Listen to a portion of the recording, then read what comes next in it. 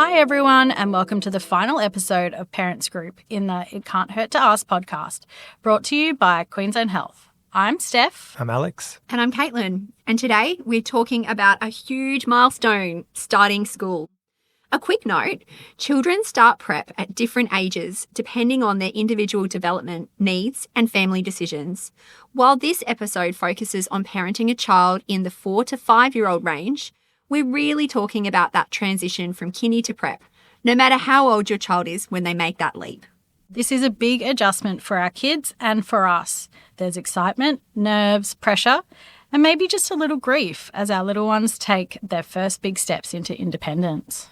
I remember the first day of prep with my oldest kid, and at the point we were about to walk out the door, and suddenly his heart broke. The tears welled up and these huge blue eyes just looked up at us like, what are you doing? Oh, no. It really hit me. Oh, no. How were you after that? Let's just take a moment, sorry. Yeah. Alex. Yeah. It was hard. You walk out, you don't know if you're doing the right thing. Yeah.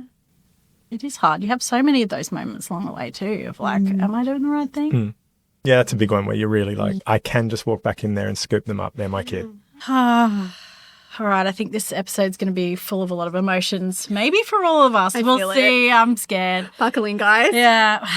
Before we dive in for the last time, how have your weeks been? I'll start with you, Alex. Yeah, well, talking about my oldest, he just turned 18. Wow. Talking about parenting milestones and child milestones. So yeah, that first day of prep still feels like it was just last year in some ways. I can still feel it, see it, hear it, like the whole thing, the experience. But look, we had a great week. On his birthday, I took the day off work. We just hung out together for the day. We went bike riding. He decided to give blood because he could at 18. And I just thought, you know what? Yeah, you have to be 18. Oh, I didn't know that. There you go. And he said, do you want to come with me? So both of us became first-time blood donors on his 18th birthday. And that's really a good memory that will stick with me forever. And I just thought, you know, if he's making decisions like that at 18, they are very different. Mum, turn your ears off now. Very different from the decisions I was making at 18. Yeah. You've done a good job, Alex. Well, I hope so. I think he's done a great job too. Yeah. How about you, Caitlin? Oh, I'm a little bit tired this week. We've had, a really big week. Not a lot of sleep. My husband working nights. It's been a lot, but I did have a really good day on Friday last week. My daughter was participating in the school sports carnival and her kindy borders on my son's school. So that was so cool. It was, you know, my daughter got to run a race and she had a ribbon and mummy got dragged along to run a race as well. Not consensually, unfortunately, but, you know, you do what you got to do. Often isn't. And then my son, he's in grade 1, so this was kind of the first real sports day. It wasn't like the watered-down prep version. And he ran a race, he did high jump, long jump, all these different activities. He didn't place in any of the events, but he was so proud of his friends who did. So he'd come up and say, oh, Mummy, did you see such and such got first? He's got a ribbon. Like, mate, that's so cool. Yeah, that's so exciting. And it was really cool to see, you know, the cogs turning in his head of being excited for other people's successes. That's lovely. Yeah, it was a great day. I love school events like that. You get to see all the parents and all the kids and cheer on your kid and all their mates as well. And it just has that really nice feeling. So despite the tiredness, pretty good week.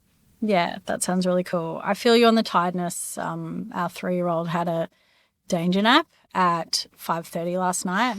Oh, that is a late one. It was a bad time. I mean, she actually kept sleeping, which was weird, but, you know, obviously woke up a few times through the night with all kinds of crazy demands. But anyways, I'm feeling it today. So solidarity to you with the tiredness. We can all yawn. Yeah. Oh, don't say yawn. You'll make me need to. But yeah, speaking of sort of seeing those cogs turning, I definitely have noticed sort of a big jump in her like emotional intelligence lately. The other day I was quite upset about something and I started crying and she sort of just ran over to me. She said, Mummy, and she got me a tissue and she said, oh, Mummy, it's okay. She gave me the tissue and she was patting me on the back and she said, it's okay, like it's all right, I'm here, blah, blah, blah, and saying all those things that we say to her when she's upset. And it was just like, oh my God, it was this moment of being like, things are starting to click for you, and you're starting to see things outside of yourself and starting to also like apply those things. And it was just such a nice moment to be like, oh, wow, that's how cool. Like, I was like, this could have gone the other way. But no, it was nice to see her saying those things back to me. And I was like, that is comforting. I'm good at comforting you and you're good at comforting me. That's so lovely. So yeah, it was a nice moment. Your hard work's paying off. Yeah, absolutely.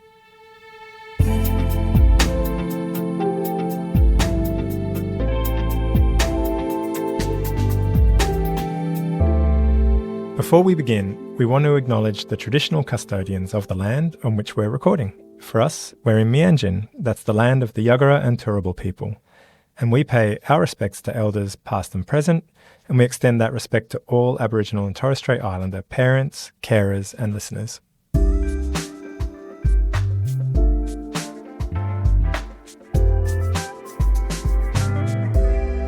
We're joined today by Mel, a clinical nurse specialising in child health. Mel, thank you so much for being here. What does your typical day on the job look like? Yeah, thanks, Steph. Thanks so much for having me here today. Working as a child health nurse, my typical day might be based in one of our clinics, out on the road visiting families in their homes, facilitating groups or parenting programs, or supporting families in our day stay program. I work with families who have children from birth to 5 years to support them with their child's growth, development and parenting. So that might involve supporting them with feeding and nutrition, doing a growth and development check, providing support through the adjustment to parenting, giving health advice around a range of topics like sleep, immunisation, behaviour and toilet training, or linking them with some other great supports in the community. I was just going to say, that's a lot.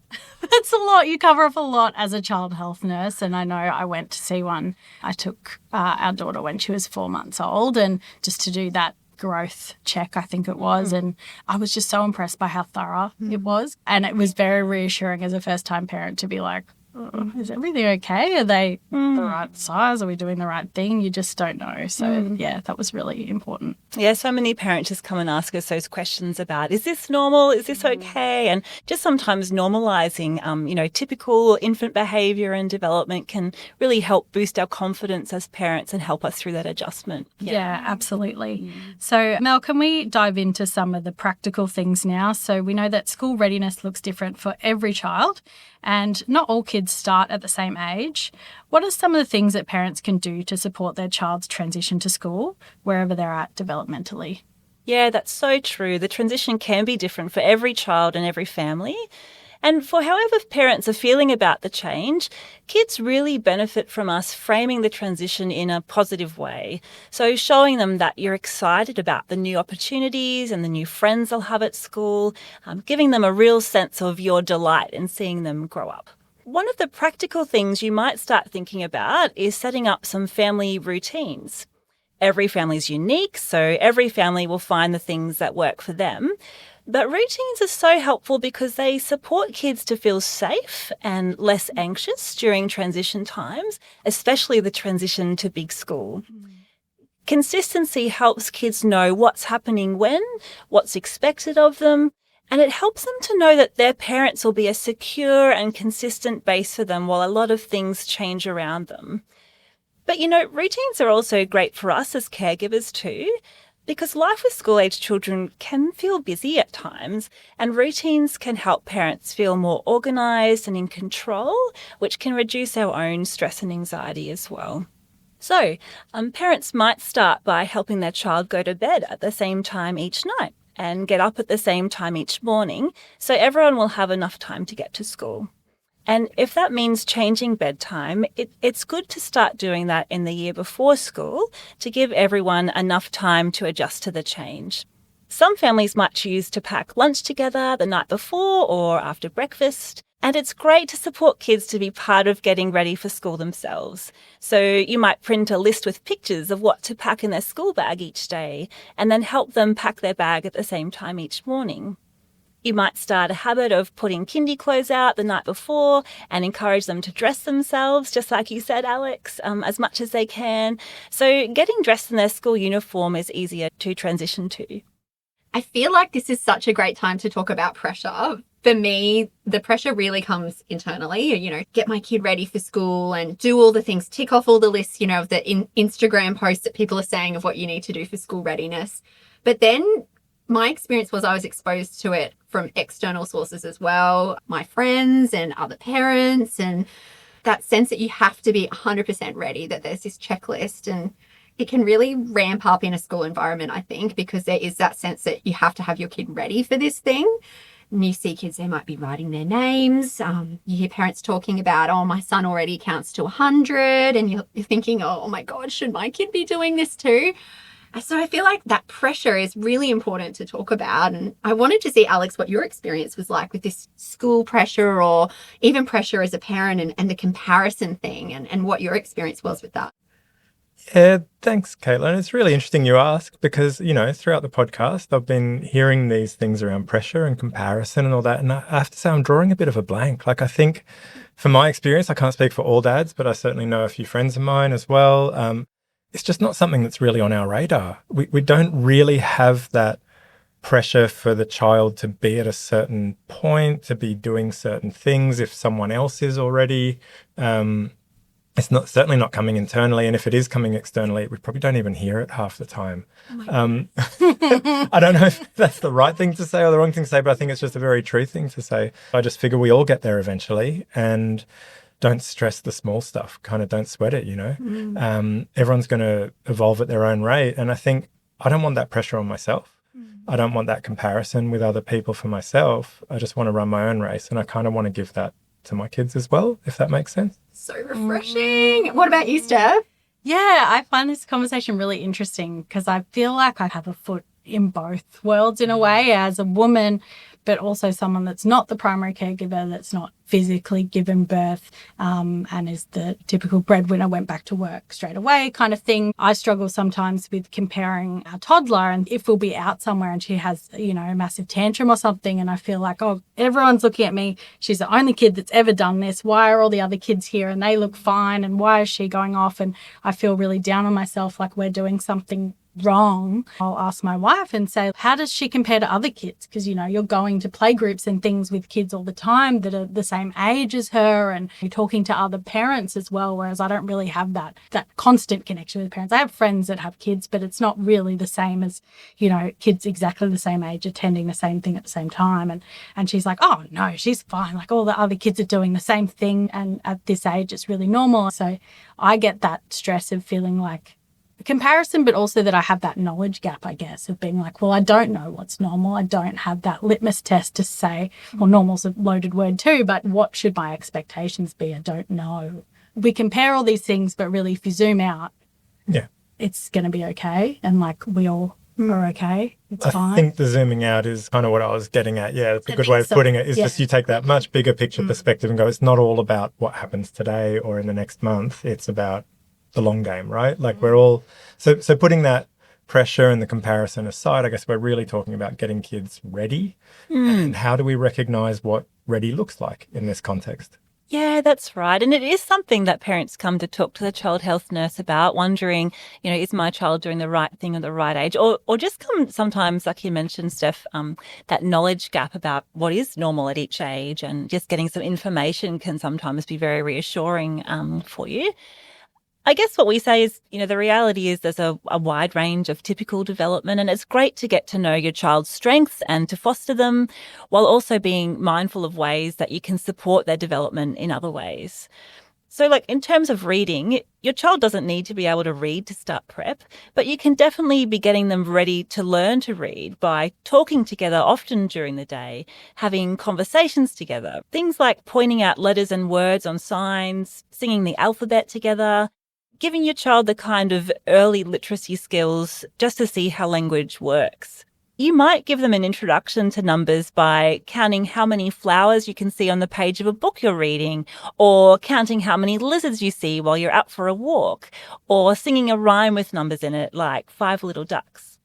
You can help your child by talking about their feelings, how their friends might be feeling, and doing things like playing games that involve taking turns or drawing a big picture together using the same packet of crayons to practice sharing at home with you as well. It's such good advice, Mel. I love how all your suggestions too are playful. They're all things that kids can learn while enjoying themselves. They're not having to sit still or pay attention or do anything too tricky at this age. I had a thought too when we were talking about that comparison and pressure. If you are a parent of a child with a disability, like I am, that pressure can feel, and the comparison can feel really, really hard because your kid might not be doing the things their peers are doing, and it's not necessarily they'll catch up. They might not catch up, and coming to terms with that can be really hard. And there might be some parents listening that are facing that decision of, do I start my kid at school next year or do I delay a year? And that decision can be influenced by a whole range of factors. It may not be that your child has a disability. They might just need more time.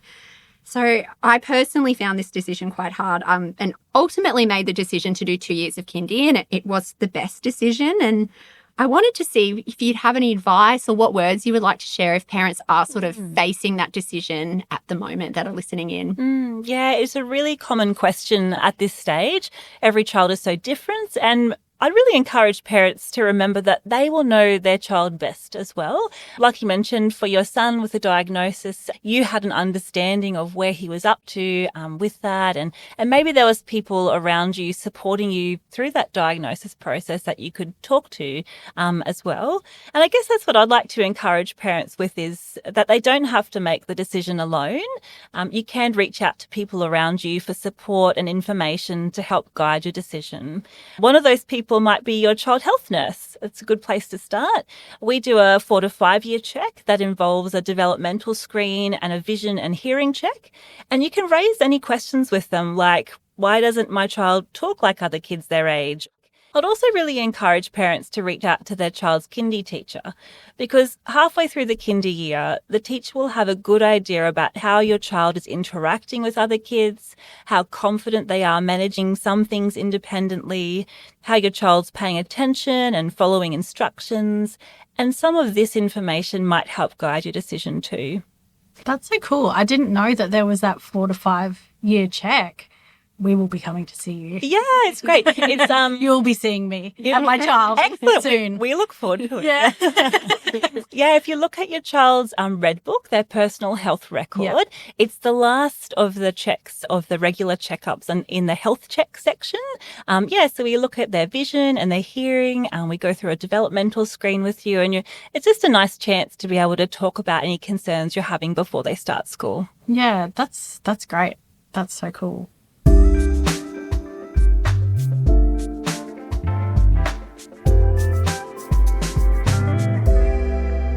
We spoke with Chris and Hannah, who are preparing their daughter for school next year. She has ADHD, and they've been really thoughtful in how they're preparing both her and themselves. So let's take a listen to their story. The transition to prep has been pretty good. Hardest part so far has been finding a school that we are in catchment for, essentially. I'm feeling nervous. Oh, I'm probably sad, but you get that? Yeah, probably nervous, just purely because, I don't know, she's more than capable. She's just, she's her own little pocket rocket, so to speak. Firecracker. So in September last year, we noticed she's had quite a bad stutter. So we sourced a speech pathologist to help her with that, obviously, in preparation for school. We had some minor concerns like surrounding possibility of ADHD, so we sourced the paediatrician through our doctor.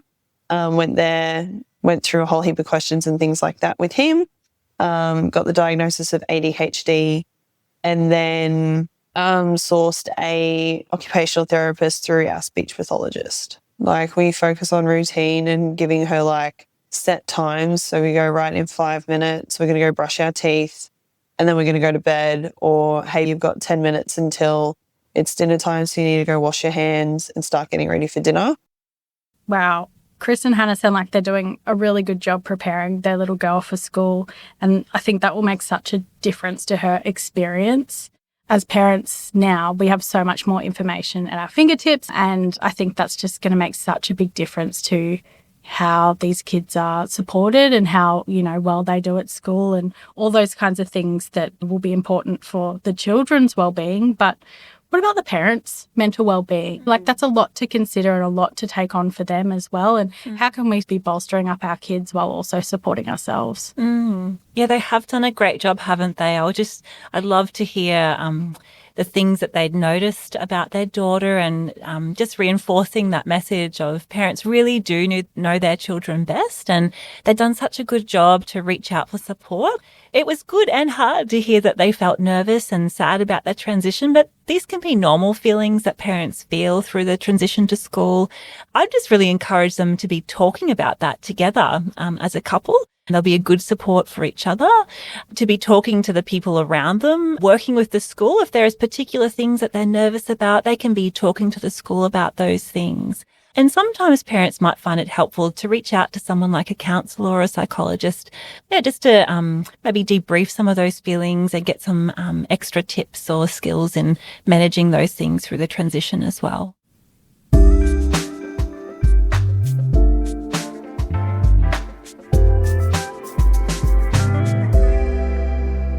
So I think it's time to talk about something that doesn't always get said out loud when we're talking about the transition to school in our kids, but it's the identity shift that happens for us as parents around this age as well. We've explored it a bit on this podcast already, especially in this episode, around that feeling of nervousness, maybe loss of control a little bit, sadness at the amount of time they're going to be spending away and apart from you as a parent. It's also mixed in with a little bit of relief, I found, as a parent. Like, there is a sense of like, okay, I'm handing over this to someone else. And the major thing I think I keep coming back to when I remember this phase, and now that we're kind of about to head into it for the third time, is it really is a lot about trust. So it's about trust that you've really given your kids the tools that they need to deal with this. It's about trust in that environment you're putting them into, and it's about trust in yourself as well, that you've made the right decisions and that you will keep making those right decisions. Yeah, it sounds like a bit of a cliche, but what you're saying, it sounds to me like you're watching them spread their wings almost. They like fly the coop a little bit for the first time, which that sounds absolutely horrible to me, but I'm not ready. Can you tell? I've still got a couple more years, but when you were saying they go 5 days a week, what the hell do you do with yourself? Like, I can imagine parenting is that next stage, a different level. How do you deal with that when you're not needed in the same way? And how do you move into that next stage of parenting? Yeah, it's such a big transition for parents too, isn't it? Some parents say it's even like adjusting to parenthood again. Like, becoming a school parent can present a whole new set of roles and responsibilities and things to learn. But I think one of the most helpful things is to focus on the positives of the change. You know, we often tell new parents it takes a village to raise a child, but that can be overwhelming for some parents if we don't feel like there are many people in our lives who we can reach out to for help and support to be our village. So I think parents can see the transition to school as a lovely way to build your village. School is a great opportunity to connect with parents of kids the same age, to be making new friendships yourself, even while your child makes new friends. You might like to use a little bit of time to invest in your school community, because volunteering in the classroom or the wider school, it's a great way for your child to see you connecting with the school in a positive way, which will help them to feel less anxious and more connected with their new environment. You might be able to reconnect with something you were passionate about before you had kids, or it might enable you to take some time for things like exercise or just some quiet time to fill up your cup to sustain you in your parenting role and the many other roles that you might have as well. And it's really not selfish to do that. I love that you've suggested to take some time for yourself. It's really important. And I think throughout this whole podcast, we keep coming back to how you can be a better parent if you are looking after yourself and not pouring from an empty cup. And I feel like it's great to model those healthy boundaries as well and that balance to your kids. To be very honest, I struggled a bit with that period before my son started school. I relate so much to Hannah, and she nailed it with saying how nervous she was. I feel like nervousness was probably my biggest feeling I encountered. Fear, really. When you have a kid with a disability, sending them off to school is scary, maybe scarier than most. I don't know. This is my first school experience that I had. it's hard to say without being upset, but I just wanted the world to be kind to him. There's that sense of that letting go, Alex, that you were talking about. And, he's 5 days a week in an environment that I just have to trust is going to look after him. I firstly wanted him to be able to access education, for him to be able to be in a classroom and attend to learning and actually be part of the school environment. And then the other part of it was, is he going to make a friend? Yeah, and I think that's really scary as a parent. You just want your kid to have one mate. Term 1 was really, really tough. He found it really tough. His teacher found it tough. And we found it tough. But we were over the school holidays able to get him some better support. And once term 2 really rolled around, his world totally changed. He was able to sit in the classroom. He was able to learn. He didn't need as much accommodations. He's made all these friends. And at the end of the year, he got an academic award. I really, really just wanted the basics for him. And he has far surpassed any dream I could have for him. He fits in and he gets on with it all and he gives it all his best go. And, he's kind to his mates. I think you're always proud of your kid, but when it's really bloody hard for your kid to do well, and he still does it, he gives everything a go. And, he's done more, I think, than he could have even expected. But I think anyone who might have been in that same situation as me, it can happen. That dream can come true and your kid can enjoy the school experience and belong and get so much out of it. There's such an incredible feeling you see when your kids made their own friends and your kids found their own passions. And school really gives that to them. It's really, really special. That's so lovely to hear, Caitlin, and such a great perspective that even though there's a change in how present we are in their day-to-day lives, we can still be a great support in celebrating their wins, helping them get support and still being that secure base for them to come back in. It's so great to hear. Good on you. Like we spoke with Hannah and Chris earlier about the groundwork that they'd laid for their child to just be set up for the best she can be. And it sounds like you've done the same thing for your son. And Mel, I really like what you said earlier about helping out at school as well. I'm not the greatest person at getting involved, but I did go and help out at my son's school early on in his language class. And it was just a way for me to, I guess, get a bit of a view on who the other kids in the class were, how the lessons were structured, and just to see him in that environment. And I know he appreciated it as well. He was really proud to see his dad come along and help out, which I was very surprised by. I thought at this age that it might be a bit of, oh no, dad's here, but he really, really liked it. So I think, at this early stage, don't feel afraid to get involved. It can only be of benefit to everybody. Yeah, it can really help them to see you connecting with their teacher. And that's whether they're at daycare or kindy or school. You are their secure base and they're kind of looking to build attachment with those people caring for them in the other environments. And if they can see you being warm, having good interactions with them, they'll learn to feel safe with those people as well. So you can really support that through that kind of help that you did. That's fantastic.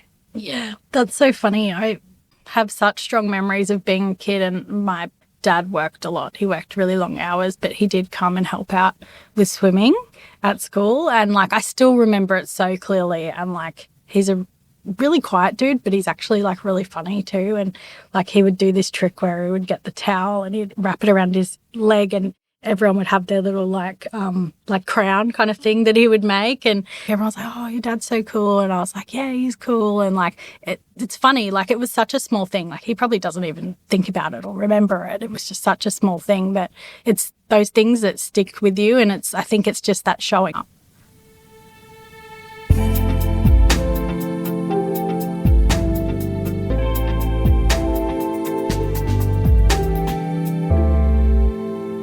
Mel, thank you so much for joining us today. Before we wrap up, do you have 3 tips you'd like to leave parents with who are sending their young ones off to school, aka me? Yes. Well, it's been so much fun being here. 3 things I'd encourage parents with. First one is reach out for help if you're wondering about when your child should start school. Your child health nurse can help answer questions you have about your child's development and link you with more support if you need it. Number 2, I'd start thinking about what kind of routines will work for you and your family when your child starts school, and encourage your child's independence as much as you can in those routines. And number 3, focus on the positives of the transition to school. It's a big change, but being part of a school community can be a great support for both you and your child. Yeah, they're all really great tips. My big takeaway today, Mel, was just leaning on healthcare as a support, not just for when something goes wrong, but even when things are going right and you just need to find your way a little bit. So reach out to child health nurses and other healthcare professionals as you see fit. I just want to give a big thank you as well to Chris and Hannah for sharing so honestly about their journey, getting their little one ready for school. And to everyone who's listened to this season, thank you. We hope you've felt supported, seen, and maybe even a little less alone on this crazy journey we've all embarked on. I certainly have felt that way. Yes. This might be the last episode of the season, but our stories and our parenting continues. Be kind to yourself, and remember, if no one told you today, you are doing a good job. Bye. Bye.